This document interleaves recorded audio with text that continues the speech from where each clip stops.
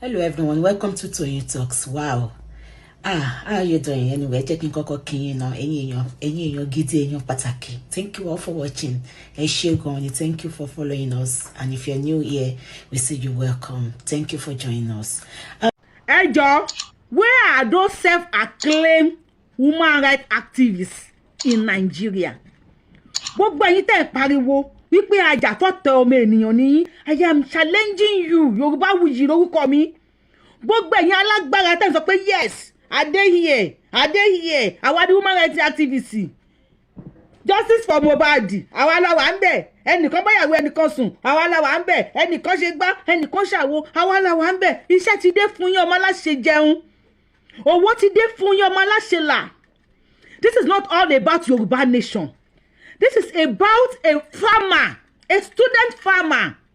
Tí Fúlàní S-men tó kó ẹran lọ sínú oko ẹ̀. Wọ́n lọ kó ẹran jẹ oko ẹ̀. Ó ní ọ̀gbẹ́ni wa ò lè kẹ́ran jẹ oko mi náà. Èmi ń ṣiṣẹ́ oko, ìwọ ń da màálù, ó da màálù wọnú oko mi. Fúlàní fa idà yọ. Ó gun pẹ̀pẹ̀. Ó náà wò pé yes. Ó ti dójú ẹ̀, I have to defend myself and fight for my life. Òun àti Fúlàní jọ bẹ̀rẹ̀. Ó ní gbà sí mi kí n gbà sí ẹ. Wọ́n bẹ̀rẹ̀ sí ní ṣanra àwọn Fúlàní ṣan, òun náà ṣan Fúlàní ṣan, òun náà ṣan Fúlàní. Wọ́n bẹ̀rẹ̀ sí ní ṣanra. Bọ́yẹ̀ ń ṣanra àwọn ní Fúlàní ń gun. Ó ń gun pẹ̀pẹ̀. At last, akúkú gbọ́ nínú nǹkan tó sọ fún wa pé Samson àtọ́ǹdè mọ́bì kan ó ní God give me my last power. Mr. Jackson ó lo last power ó fi fa idà yọ ní ara ẹ̀ ó gbé fún Fúlàní lọ́rùn pa òun náà gún lọ́rùn pé ìyá ẹ̀ ó lẹ́mìí méjì. First attack náà máa ń ní ẹ̀mí wọn ò pé méjì wọn ò ní spare mi. Fúlàní kú. Ìjọba Nàìjíríà wá mú Mr. Jackson wọ́n ti tì mẹ́wọ̀n látijọ́ wo for years now wọ́n ti wá gbé lọ sí Supreme Court. Kí ni Supreme Court sọ? Wọ́n ní kí ló mú Mr. Jackson láti retaliate lẹ́yìn tí wọ́n rí sì fíẹ́ ojú gígún lára ẹ̀. Wọ́n nígbà tí Fúlàní ń gun yẹn ó yẹ kó sá ni kò yẹ kó gun padà. Wọ́n ní kó lọ yẹgi fún Mr. Jackson o. Wọ́n ti kílẹ̀ tó ràn mú ṣẹ́mi ni mo sọ ni. Ó wà lórí Arise TV mo máa play ẹ̀ fún ẹ. Wọ́n ní kí wọ́n lọ yẹgi fún Mr. Jackson kí wọ́n lọ pa. Gbogbo ẹ̀yàn ọmọ Yorùbá tínú yín ń dùn pé wọ́n mólè Sunday Igboho. À ń pariwo mo mọ̀ pé ò ní sí ẹ lẹ́yìn o tó lórí ibú ni ẹ́. Kì í ṣe gbẹ̀yìn tẹ́ ẹ̀ ṣí àì ni mò ń sọ o. Àwọn tínú wọn ń dùn ipò mólè Sunday Igboho ni mò ń bá wí o. Mọ̀ pé lórí ibú ni wọ́n ní kọ́mẹ́ǹtì ń sìn o. Wọ́n ní kọ́mẹ́ǹtì o. Ṣé ti gbọ́ pé nílẹ̀ Yíbò nísìn àwọn obìnrin wọn wọ́n ṣe protest. Mo ń bọ̀ mi ò tí ì dé lórí yẹn. Wọ́n tó máa ti pọ́nrán bọ̀ wọ́n nídìí tó máa fa pọ́nrán yẹn báyìí wọ́n wá ti gibọ̀ wọ́n wá máa fi gíro pọ́nrán ro ìyámọ̀ po wọ́n fẹ́ enlarge ẹ̀. Ẹ ká kọ́kọ́ lọ sọ́dọ̀ kíní náà sọ̀rọ̀. You may not have heard of him, but Sunday Jackson, a former student in his early 30s, is facing death by hanging after Nigeria's Supreme Court today upheld the judgment of a lower court in Adamawa State. Mr. Jackson was a student turned farmer who says he was violently attacked on his farm in Kodomti Forest in the Newman local government area in Adamawa State by a Fulani herdsman known as Buba Bawuro. The herdsman had strayed into Mr. Jackson's farm with his animals, and after Mr. Jackson challenged him, he apparently pulled a knife and a fight ensued. He stabbed Mr. Jackson a couple of times, but he managed to retrieve the knife and to stab his attacker in the neck, whereupon he died. Mr. Jackson was arrested and charged with murder. He's consistently argued that it was self-defense. In 2021, he was found guilty by a court in Yola and condemned to death by hanging. And today, the Supreme Court in Abuja upheld that judgment. So he's now in a race for his life, and the only option left is to appeal for clemency from the governor of Adamawa State. So what hope does he now have of a reprieve? Barrister Emmanuel and I have been working for a number of years here in Nigeria on human rights issues, and this is a sad day, Charles, for human rights in Nigeria. Sunday Jackson, and I'm not a lawyer, I'm a human rights advocate. Sunday Jackson by anyone's estimation, is totally innocent. And the issue where this man was out farming, minding his own business, and then the attacker came and a struggle ensued. And of course, this man is going to defend himself. That's what we call it, self-defense. Yeah. And yet today we were at the Nigerian Supreme Court, and it was very brief. It was only about maybe 2 minutes long. And we just wept at the failure of the Nigerian Supreme Court to say that this man, and they had the opportunity to say this man was totally innocent. We haven't seen all the ins and outs of the decision, but we had the opportunity to meet this humble farmer, this young man who unfortunately his wife abandoned him, been on death row for 10 years. So Sunday Jackson has now become an international case for human rights. Yes, and because so we're going to continue to advocate. I was going to ask you what are the international dimensions of this case? Well, the international dimensions are Open Doors, which is a human rights organization, has recounted that there have been thousands of kills of Christians by Fulanis.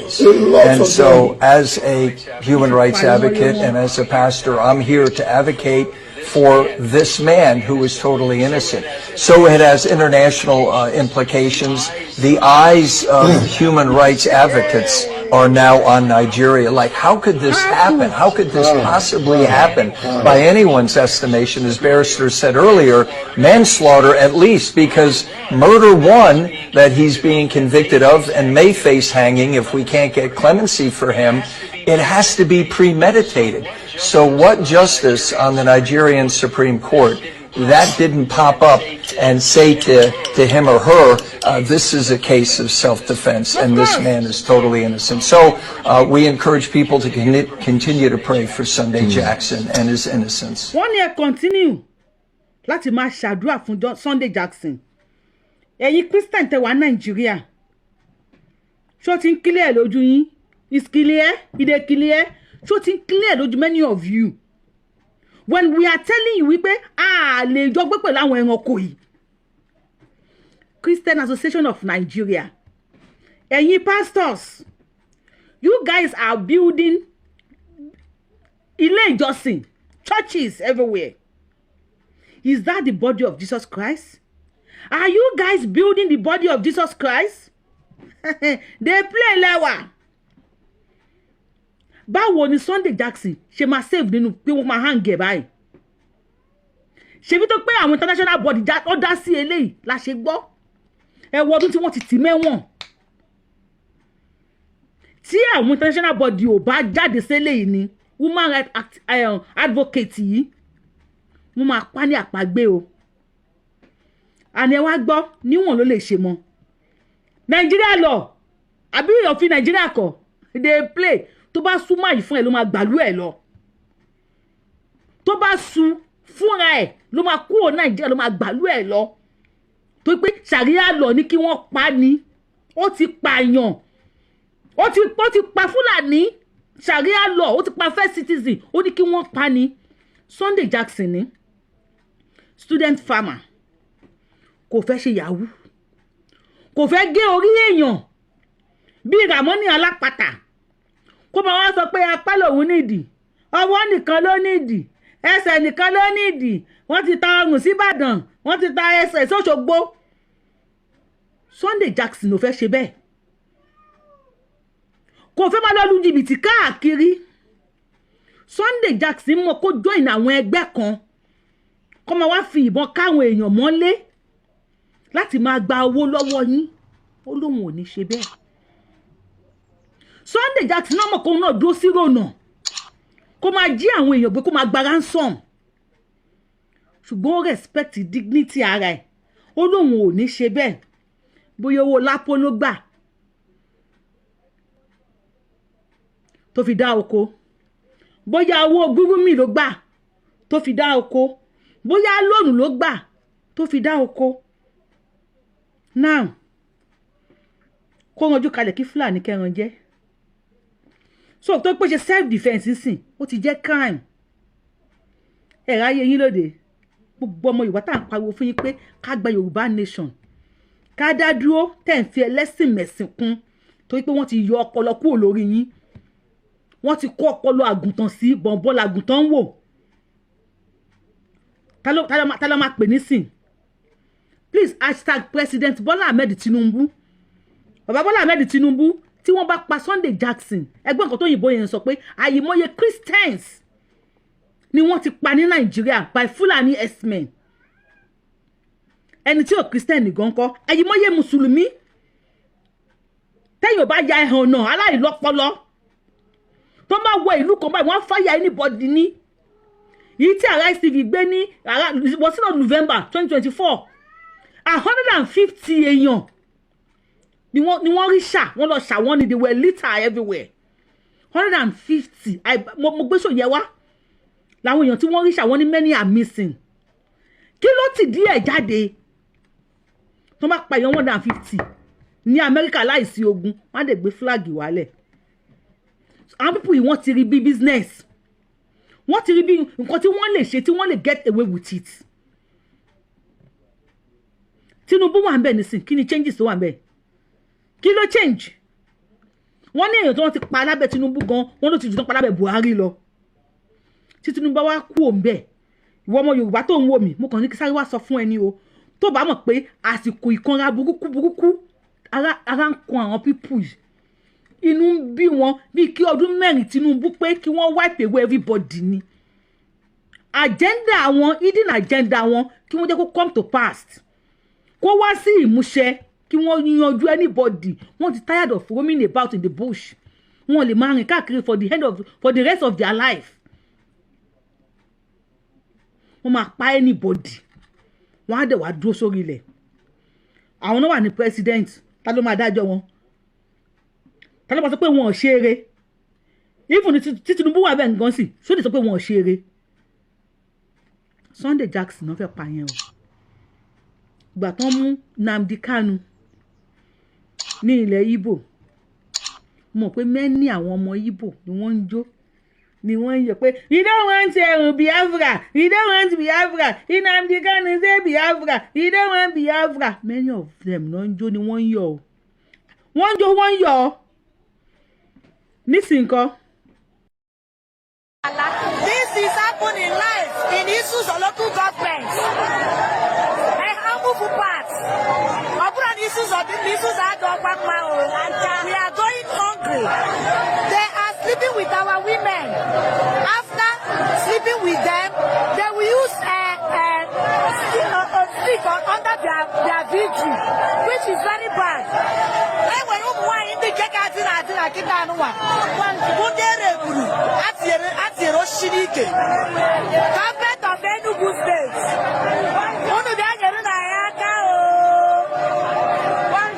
Anyị rụcha ugbo anyị afụrụ ya anyị rụta n'ugbo. Ma Fulani na-achọ igbo anyị o. A na-ajụ na ndị ụmụ nwaanyị anyị rasatị onye ahụ osiri ike. A na-egbu ụmụ nwaanyị ndị rụrụ ụlọ n'ugbo. Eme our farm settlement of pride. Ebe na-egbu ụmụ nwaanyị be anyị na-esi mkpu o.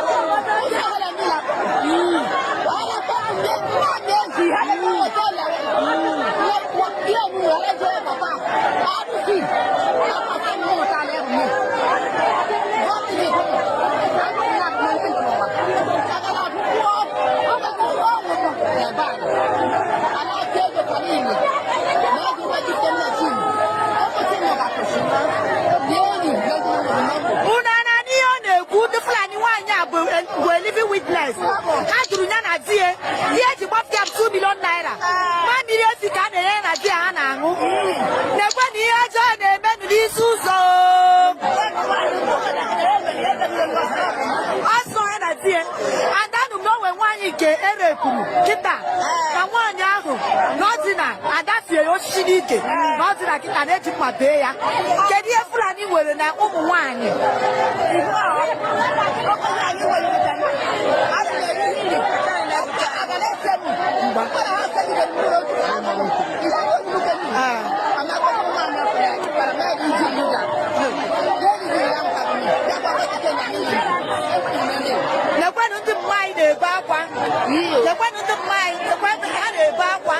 They are crying. Yeni na ilugo na ligi.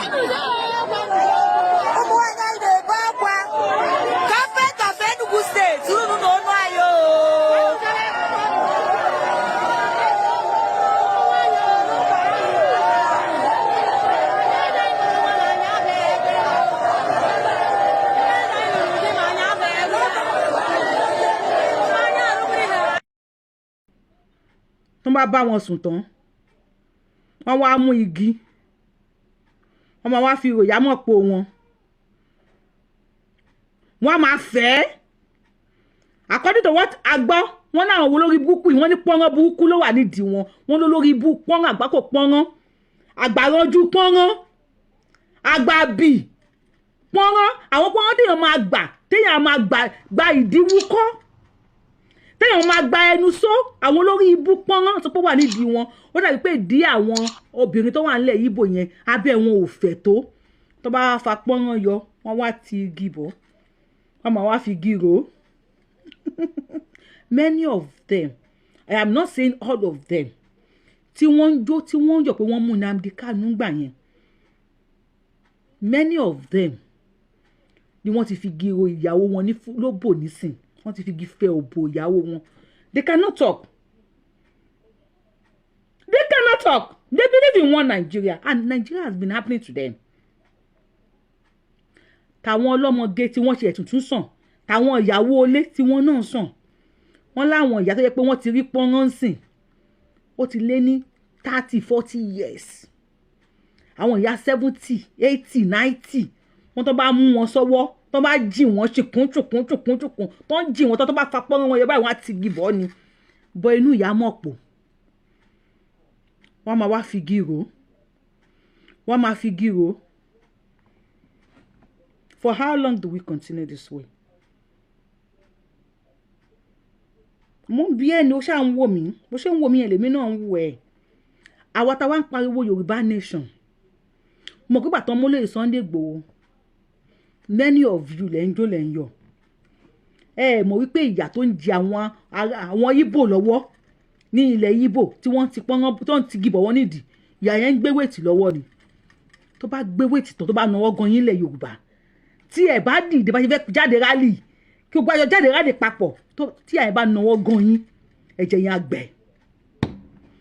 Nobody will speak for you o nobody human rights activists wey ló wà dey play justice for Mohbad tó kó yọwọ́ ni justice for Lande tó pé àwọn kíni máa sanwó ni I am not ẹ̀yin tẹ̀ ń fi gbowó tẹ̀ ń cash out I am not against you guys yo ẹ máa cash out lọ o ẹ máa pay èmi náà ẹ máa cash out lọ but there are some things táwọn máa ṣe níṣe wípé wọn ò bí yín kú kò kí n ṣe pé ọ̀rọ̀ pé wọ́n fẹ́ fún yàn lówó eléyìí sì ń bó ló ti gbà kàn mí mi ò claim pé Nàìjíríà ni mí bí ilẹ̀ Yorùbá ṣe máa dá dúró tó máa gba òmìnira tí wọ́n ní gbé orí burúkú tó ń transfer ṣe pé orí burúkú yẹn ó ti di transfer àti ilẹ̀ Haúsá náà ti ń transfer ẹ̀ bọ̀ tó ti ń dó wọn nídòkúdò ọmọ ọdún 6 wọn mú lọ sílé ọkọ ọmọ ọdún 2 wọn ti máa fi nǹkan ro nídìí wọn lè gbẹ̀yìn wọlé fọmọ ọdún kan ọmọ tó mú yàn lọ́wọ́ tí wọ́n ti ń ṣèyẹn bọ̀ látijọ́ ẹ̀ nílẹ̀ Haúsá wọn wá ti transfer ẹ̀ sìn ó ti délẹ̀ Ìgbò Nnamdi Kanu tó yẹ kó speak on their behalf ó wà lẹ́wọ̀n Simon Ekpa tó yẹ kó speak on their behalf ó wà lẹ́wọ̀n Sunday Igboho tó yẹ kó speak on our behalf nílẹ̀ Yorùbá ó wà lẹ́yìn odi. How long la máa continue báyìí it's just a question ẹ lè bá mi kọ sí comment section ṣẹ́yìn fẹ́ Yorùbá nation sìn abẹ́ fẹ́ Yorùbá nation àwọn House of Assembly tó yẹ ká pè nísìn àwọn wà níbi tí wọ́n ti ń jà Natasha ibi ló máa jókòó sí kò ní jókòó sí bí Akpabio ó dé nìkan kò dé nìkan ó fẹ́ nìkan nígbà tí yet mo sì ń mú kan bọ̀ fún yín billions of dollars mo sì ń mú yẹn bọ̀ fún yín tó ń yẹ tó ń recover lára àwọn tí wọ́n ń rúlù yín nìyẹn àwọn tí wọ́n wá ń rúlù yín ẹ lọ wò pé ìgbà wo ni wọ́n ti ń rúlù yín bọ̀ 30s làwọn Murtala Muhammed àwọn Babangida àwọn Buhari 30s late 20s early 30s ni wọ́n ti ń jẹ president ni wọ́n ti ń di general yìí tó dàgbà jù nínú wọn nígbà yẹn Ṣàgàrí ni 50 years ni Ṣàgàrí Ṣéwù Ṣàgàrí ló dàgbà jù nínú wọn ọmọ 50 years nísìn ìmí sì wà nílé mirent ilé kí ló máa ń pè ilé totin scott tó bá tẹ̀ rí ilé mirent gbà ó sì tún sàn ìmí sì ń scott ní pé ẹjọ́ ṣé mo lè sùn síbí ṣé mo lè jókòó síbi bíi kí ni a máa ṣe fún eléyìí kò fọ́ ni Ọlọ́run tó bá ní nǹkan kò fọ́ ni but mi mo bóyá kí n gbé èpè fún ẹ̀yin olórí ibú tẹ̀sí ń sọ pé wọ́n Nàìjíríà Sunday Igboho ẹ má dalẹ̀ rú o ẹ má jẹ́ kí ẹ pé olórí ibú ni. I just want to know how Yoruba people will survive after Tinubu kúrò ní office láì gba Yoruba nation. I just want to know because the judiciary system of Nigeria supports them. Wọ́n lè pa yín, wọ́n lè bá yín sùn. Àwọn tó wá sọ wọ́n bá wọn sùn wọ́n jẹ́ kíníkan ọdún protest. Ìgbà tó yá wọ́n bẹ̀rẹ̀ sí ní mu pure water. Wọ́n jẹ búrẹ́dì sí òun sán orí wọn 5. Wọ́n padà lọ lé wọn ni. Wọ́n padà lọ sílé wọn ni kò sí nǹkan tó fẹ́ ṣe sí wọ́n máa padà sílé wọn ni kí ló fẹ́ ṣe sí àwọn first citizen ni wọ́n ń dó wọn so kò sí nǹkan tí wọ́n fẹ́ ṣe sí after tí oòrùn ti pa wọ́n tó ṣe wọ́n lọ́lé wọ́n lọ pé ẹ lọ continue pẹ̀lú pọ́nrán ẹ mọ lọ lè gba pọ́nrán yín wọ́n bá ti ń fàyọ nídìí yín tó ń tì bọ̀ yín lẹ́nu wọ́n bá ti wá ń yọ kọ́ wọ́n wá ti gbìbọ̀ yín lábẹ́ nobody will say anything nobody will do anything ọmọ ìyá mi tó bá jọ ọmọ Yorùbá jẹ́ kájọ join ara wa kájọ gba orílẹ̀-èdè wa kúrò lọ́wọ́ aburú tó ń bọ̀ yìí. Tinubu cannot do anything. Tinubu will not come out and say ẹ lọ gbára yín kalẹ̀. Never. He is the president of Nigeria. He will never come out and say ẹ lọ jà. No. If we are still expecting Tinubu to say ẹ lọ jà kíníkan they play láwa o ẹ̀yin ọba wa ìyá tó ń di kálíkà lọ́wọ́ ó ń gbé wéètì ni o Ọlọ́run tó bá gbé wéètì tó yọ tricep tó yọ bicep tó dúró tán ó máa di olówó o tán bá dóyàwó kálíkà títí tó ń wò pé kò lè sá máa ń ga mọ́ wọ́n máa mú yàwó olówó o ẹ lè máa pa àwọn ìyàwó yín ní security wọ́n ya wèrè ṣé wọn fèsì gọ́vnà ọ̀tọ̀mù ni wọ́n pa àwọn security ẹ̀ dànù ọlọ́dẹ̀ ṣe àwọn ìyàwó yín ló wà lórí TikTok wọ́n pọ́n bí ọ̀lẹ̀lẹ̀ òjọ́